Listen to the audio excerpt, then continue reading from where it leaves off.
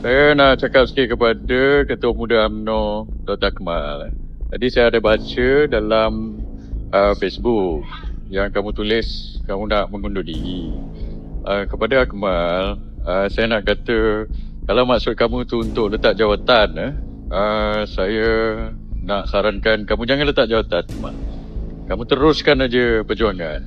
Sebab kalau kamu letak jawatan atau kamu undur diri dan sebagainya, maka geng-geng Amdap Mantap ini akan menang.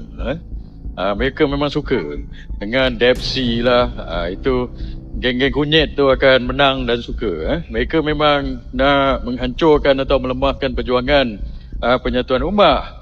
So jangan bagi mereka menang, Akmal. So mungkin dalam mesyuarat majlis tertinggi tu, of course lah, geng-geng kunyit, geng-geng penjilat-penjilat ni semua, mereka nak menjilat, of course lah mereka pressure lah, mereka ambush kamu lah dalam tu. Saya pun tahu, saya pun pernah ada dalam majlis tertinggi dulu, ingat. So kamu hiraukan mereka, tetapkan pendirian, jangan letak jawatan. Kalau mereka nak pecat kamu, biarkan mereka pergi pecat, tapi kamu jangan letak jawatan. So ini sedikit sebanyak pesanan saya lah, sebab nanti UMNO ini perlu dibaiki semula. So jangan biarkan dalam UMNO ni tinggal orang-orang Amdap Mantap tu je tinggal.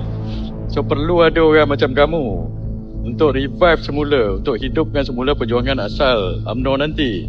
Apabila kita terajang geng-geng Amdap Mantap ni keluar daripada UMNO kemudian. So kamu kekal dalam itu, jangan undur diri, jangan letak jawatan. Biarkan dan teruskan untuk suarakan hasrat akal umbi UMNO. Kita memang nak terajang geng-geng Amdap Mantap yang penjilat-penjilat kerajaan orang kata kerajaan PH dengan DAP ni keluar daripada UMNO. Apabila masanya tiba kelak, kita bina semula UMNO. So perlu ada orang macam kamu dalam itu untuk bina semula UMNO dan kembalikan perjuangan UMNO ke perjuangan asal. So oleh itu kamu jangan letak jawatan. Kalau mereka nak tendang kamu, nak pecat kamu, pecatlah, tak ada masalah. Kan saya pun kena pecat dulu.